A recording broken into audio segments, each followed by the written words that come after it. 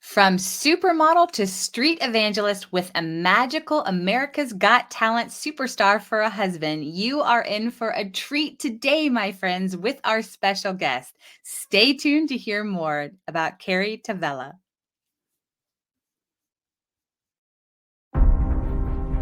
What superhero do you relate to most? I'm so curious. Why? Each of us has our own innate nuclear power. It's God-given. And yet we're all out here wondering, searching, forgetting, and suppressing. I know I was. It's okay. No judgments here. But I am going to get real. As a life and career coach, it's kind of my job. And you chose the show, so no one is forcing you. But the force is real. And the question I really want to ask is, what's your superpower? I'm Sharon Davenport. I've been called a real-life Wonder Woman. This show is designed to activate you alongside other superheroes. It's time that you arise, put your cape on, and fly.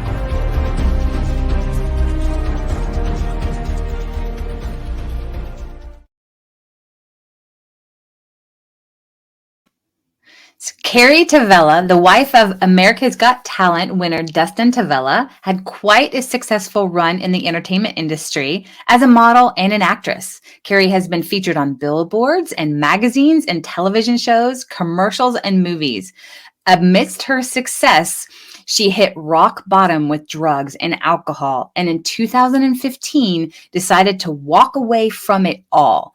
She knew pursuing a radical relationship with Jesus was more important than her career, especially if it meant losing herself in the process.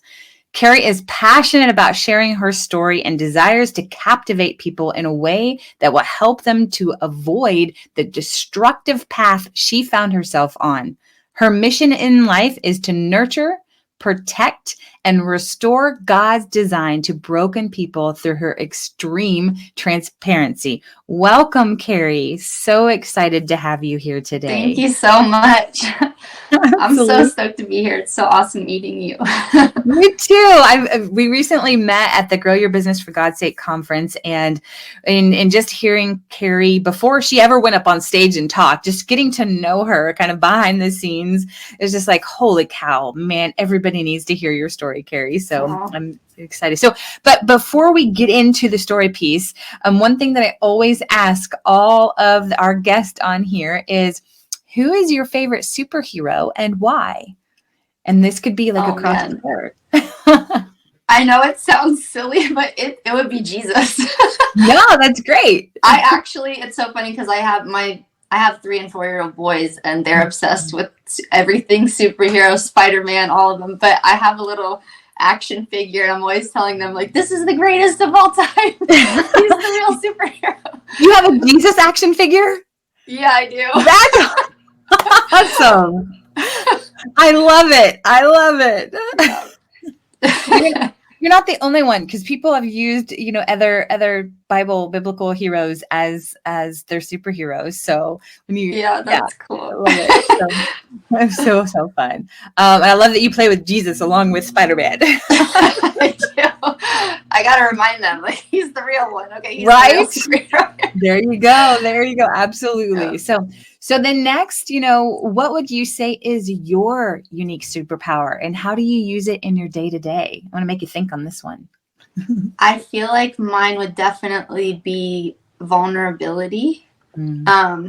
I love going first and just like kind of paving the way for other people to just feel safe enough to share something for the first time. I love just, the vulnerability that really takes the shame off of people and helps them to just be free of stuff they've been, hiding or holding in for sometimes their whole lives. That's absolute favorite thing. I love that. And what a gift that you're out there helping people to walk that out and going first so that they see, hey, you can do this too, and you can walk out of this lifestyle. So kind of on that same vein, you're obviously gorgeous for those that are watching, and you were a supermodel and then transformed by the Holy Spirit. So please share some of your story with our friends listening. Yeah, so I'm from Ohio, super small town in Ohio, and I was just like on a really bad path, and I didn't grow up Christian. I was Catholic, so we went to church like once a year on Christmas. Gotcha. And yeah, I mean, from a young age though, like when I was really young, I was just super bold, so fearless. I loved like all boy things, really. I was a tomboy. I played all the sports. I just loved the adventure. And then I got involved with the wrong friends. I'm really passionate about choosing friends wisely, and I didn't, take that advice from my parents. And so one of my best friends, she really, her mom kind of let us do whatever we wanted. And so that's where I started drinking and just getting in trouble, even with boys. And also my parents divorced when I was little, so I think that played a huge part in me just wanting a male figure who's really supposed to be your protector, and the father gives you away when you're married. I didn't have that, and so I know now I was really searching for someone to just like love me.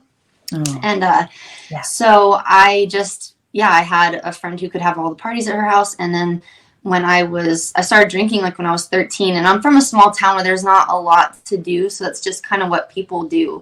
And I was on my way. This is kind of when everything shifted. I was really confident, secure kid. And then I was drinking on the way to a basketball game. And then on the way home, I was very drunk. And 3 of my closest guy friends molested me. So that was like just really thrust me deeper into partying. And I really became that girl that I never wanted to be. I would just drink to have fun and be secure. But then I would make really bad choices when I was drinking. And so I was in that vicious cycle, very, very insecure, always thought everyone was talking about me. And then I did have a grandmother praying for me, though. And I know she knows I had the wrong friends. I was pursuing all the wrong things. And she could see. And my mom was a 2-sport All-American athlete. She was an All-American in volleyball and basketball. So I really didn't have a chance. Like I was just pushed into sports from like age 4, and I loved it. And it was something that I was naturally good at, but I had offers coming into play at like bigger D1 schools. And there was one little school in Tennessee that I didn't have any desire to go to. But I just went to just make the coach happy because he kept bugging me about it. And I go there and I meet the volleyball team. They take me to a party on my visit, and I got drunk, saw a bunch of cute boys, and I was like, oh yeah, sure, this school sounds good. So I ended up little did you know. It's so funny though, because my grandma was praying for me. Like God has such a funny sense of humor. I signed 4 years at a Christian college in a county that was dry, that didn't sell alcohol. That you went to a party at and decided to go to. Whoa. Yeah, so it was just so funny. Like that's where I met my volleyball coach, who was a powerhouse. She was such a godly woman. She was really a mom to me, and I didn't like it. I was just like, why all the rules? I didn't understand why I had to go to mandatory Bible studies and feature Christian athletes and chapels. And I was with the other athletes with my headphones in, like, this is so dumb. Like, why am I here? I don't get the whole Jesus thing. So I was really running. I mean, even in college, I was still just same cycle with drinking and boys and searching. And then after college, I moved to New York for 3 months. My brother was living there. And that's when I really got involved in like the party scene and clubs. And my first friends there were club promoters. So that's where stuff like really kind of went south for me. Sure. And then, so I always say I started working. I just didn't value myself at all. And if I always say if the restaurant Hooters had like a rebellious stepdaughter, that would be the restaurant I was working at. It was really wow. That's great. I was working like in a bikini at a restaurant on in Times Square, and so a bunch of like Wall Street businessmen would come here. I was a mess. And my boss, who was like twice my age, was always hitting on me, always inviting me to dinner. And so when I ended up going to dinner with him, and like we had 2 bottles of wine, and I don't remember anything after that. Like I actually woke up naked in a penthouse the next day. I didn't even know where I was or how I got there. Wow. And that was like the first time that ever had happened to me. And so I just was like, these were the situations I would put myself in and the choices that I was making. And I ended up moving to LA with my brother. And my first month in LA, I had my greatest accomplishment of my career, which I signed with LA Models, which was one of the biggest agencies there at the time. And everyone on my Facebook was cheering me on. Everyone back home, thought it was so amazing. I ended up getting in every, I had an ad for Hawaiian Tropic suntan lotion, and it went in every major magazine. It was in Cosmo and Glamour and Vogue, all these wow. Literally every magazine. So people were cheering me on. But then shortly after that, from my highest high, I just kept living that lifestyle. I thought I could make any choice I wanted and no consequences would catch up to me. Nothing bad ever really happened to me until it did. I went from the greatest accomplishment of my life, everyone was cheering for me, to finding myself in a clinic in North Hollywood, and I had tested positive for herpes. And so my whole world was just shattered. I was suicidal after that. That pushed me even deeper into alcohol, and just trying to I was in denial even about it. I was just oh my gosh, I'm disgusting. No one's ever gonna love me. I'm never getting married. I'll never have children. I just felt so gross.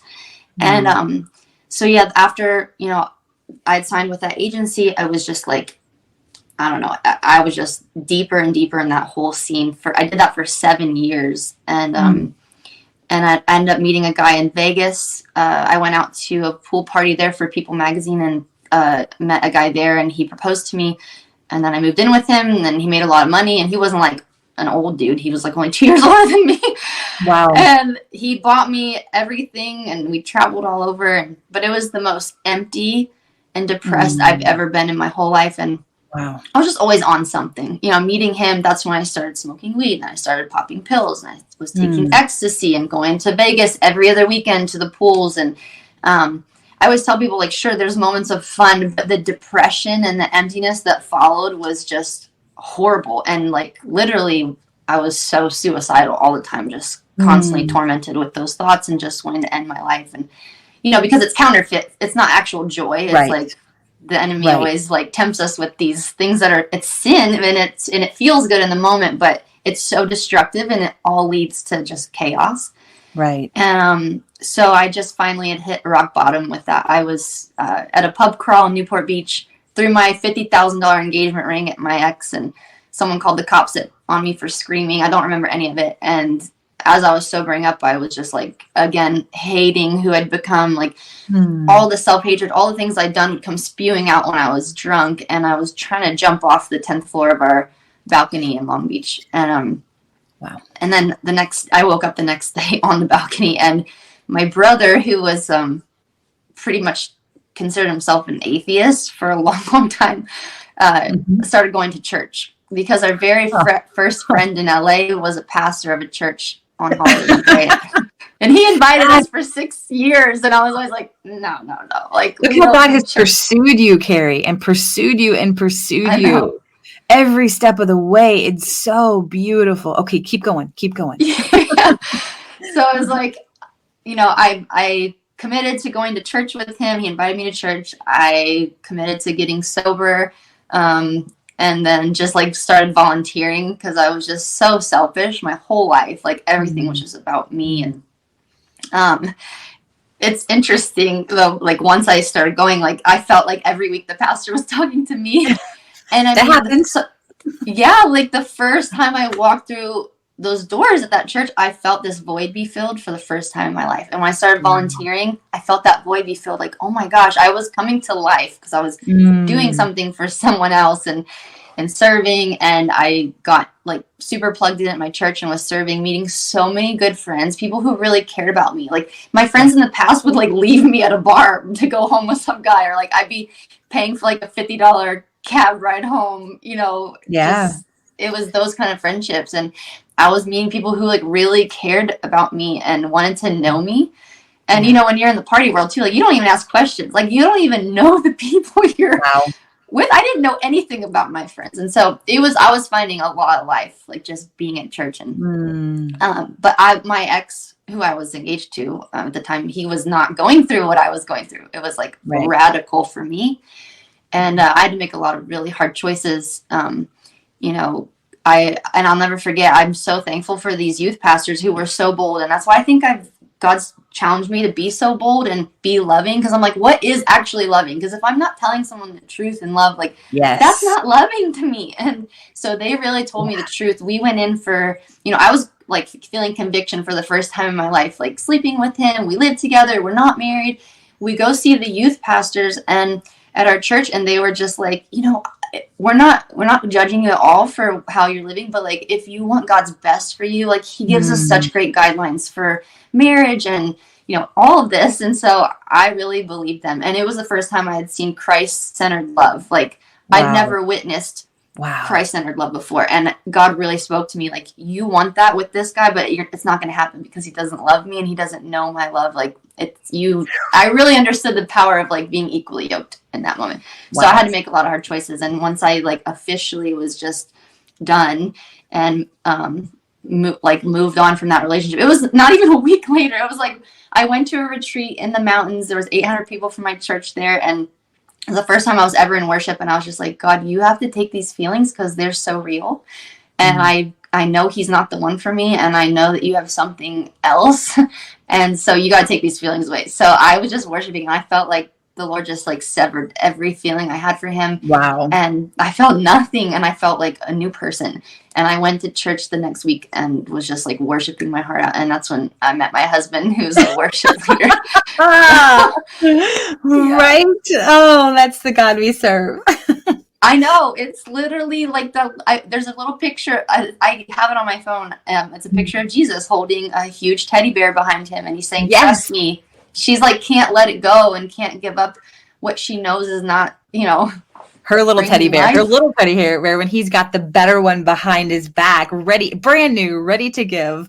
Yes, I love that picture. It's one of my favorite, and that's one that I share with people too. So there's another like connection there. Like, that's one of my favorite because it's so true. Good.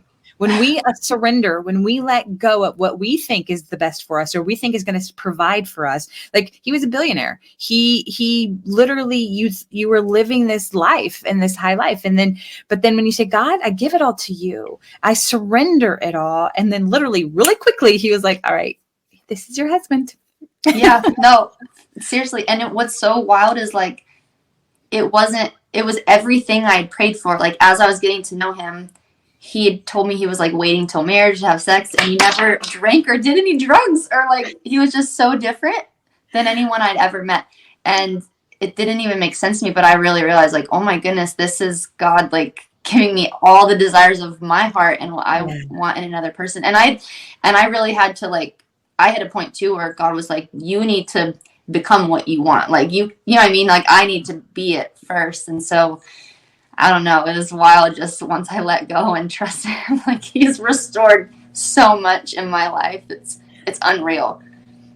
Well, and I one of the things that I wanted people to experience, and I feel like they probably have, because I was having chills as you were talking, is how, you know, how passionate you are and how you're not afraid to be bold now. And I heard you at a table as I was kind of passing by later at dinner that night, and you were just like, my deepest desire is to serve God with everything and to just go where he wants me to go, do what he wants me to do. I'm paraphrasing a little bit.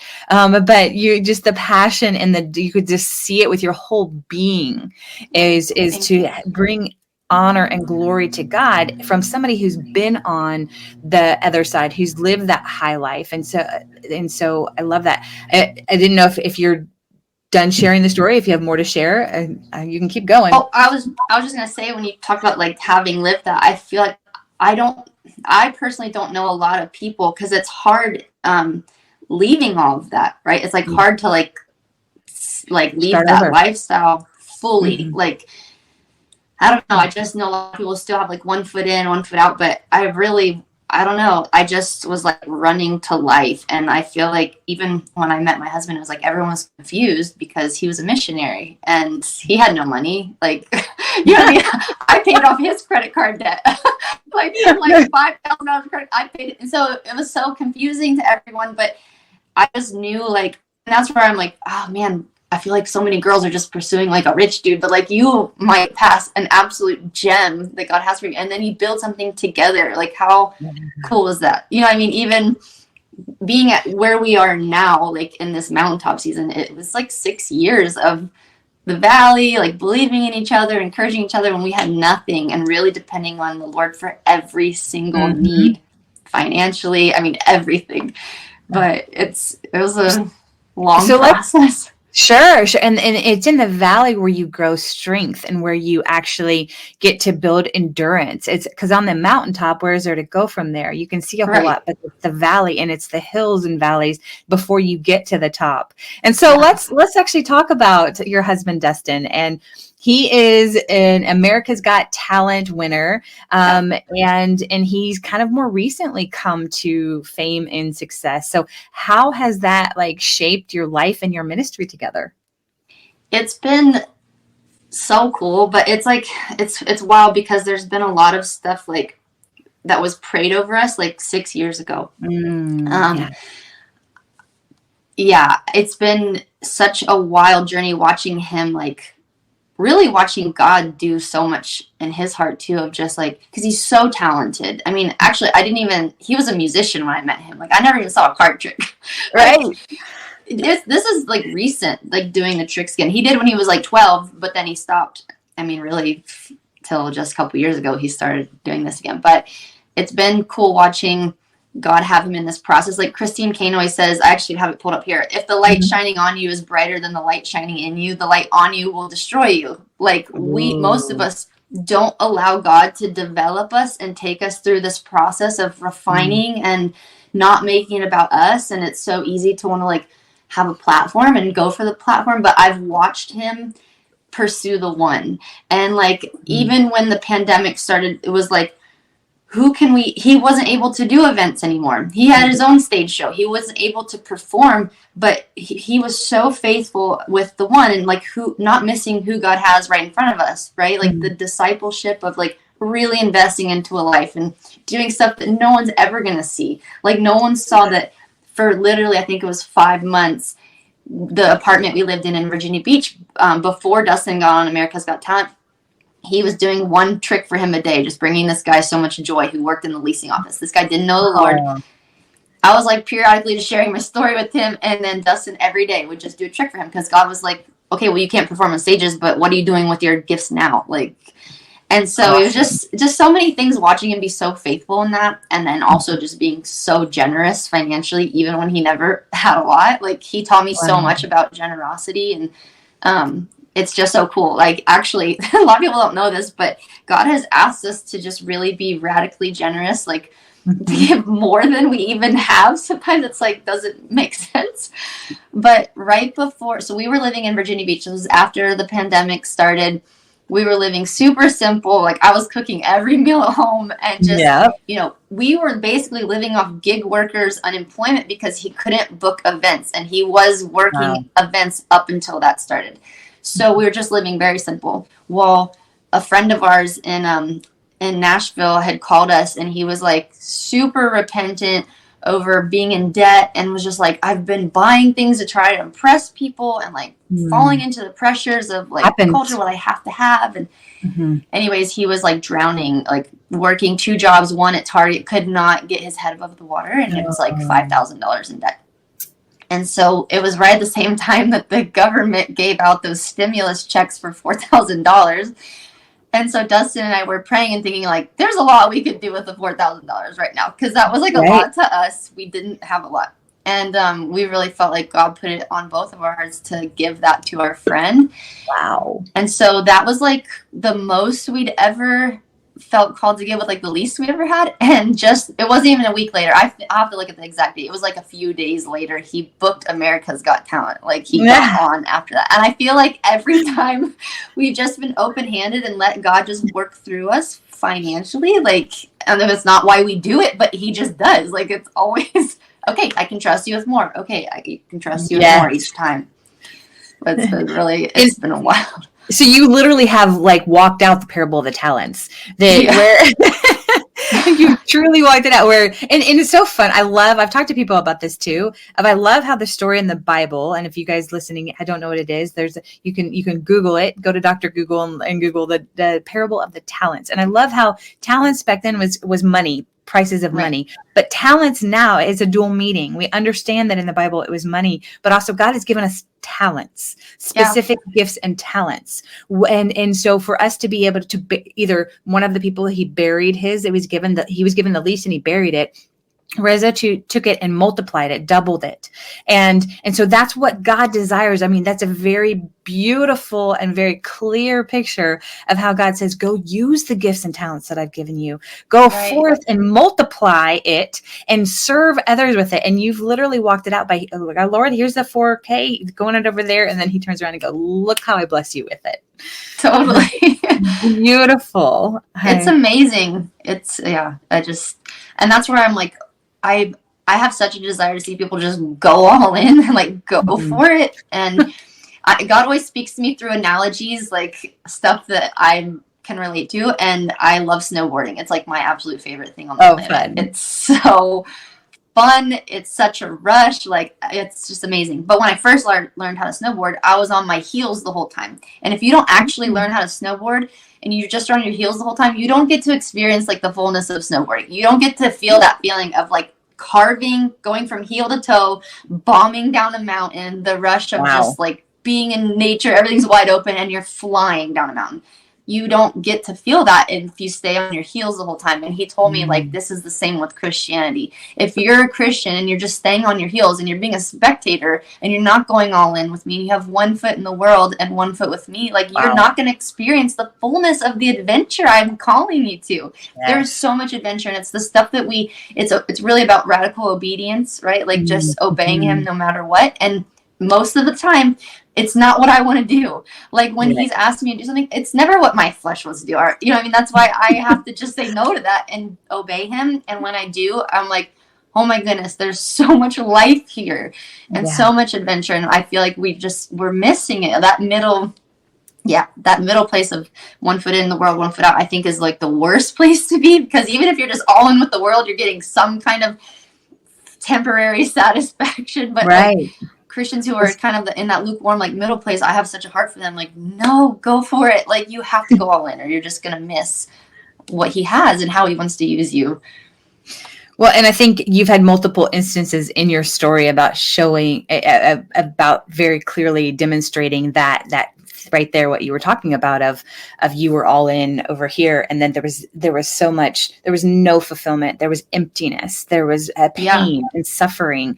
And then you were trying to fill it with the alcohol and the drugs and the sex. And it wasn't. And then how beautiful it is now that you are all in. And so, Kari, your story is so dynamic and so powerful. And I am so excited for everybody who's listening here. And we're going to definitely need to have you back down the road for sure. And let people hear, how things are continuing to transpire for you. And I mean, I'd love to talk sometime too, like we're running out of time here, but I'd love to talk and let people hear your story about adoption and how God has redeemed that.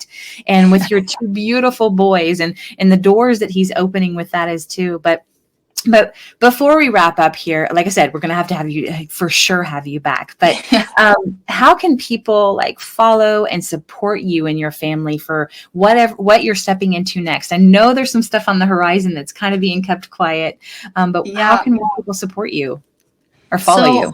The stuff people like in January, so Dustin's next performance, which was super powerful, he went to compete on AGT All-Stars, and so that'll be airing in January. I don't know the date yet, but and then I think just through Facebook and YouTube, like I've felt more of a burden to just share even more. So like I'm going to be sharing a lot more on there, just like about our journey and the things I've learned, even just daily, like revelations, just, I don't know. I'm feeling it. I feel this urgency to just really put it out there. So, and I'll probably I think I'm going to start a TikTok too, just for like more of my story stuff. Like I have a poem testimony that I really want to post on there too.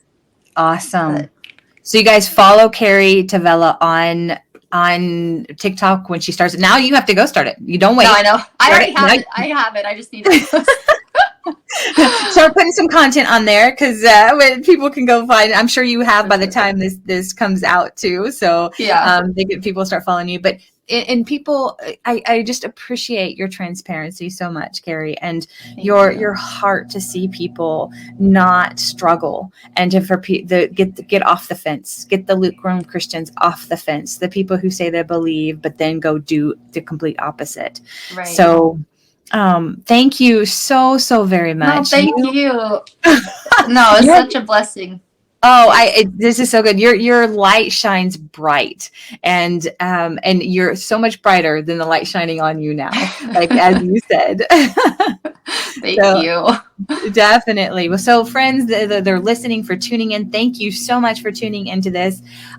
We'll be back with our next amazing modern day superhero in about 2 weeks. Until then, and as always, go use your unique superpower to change someone's life for the better today. All right. Bye for now, guys. Bye. Thank you so much. Thank you.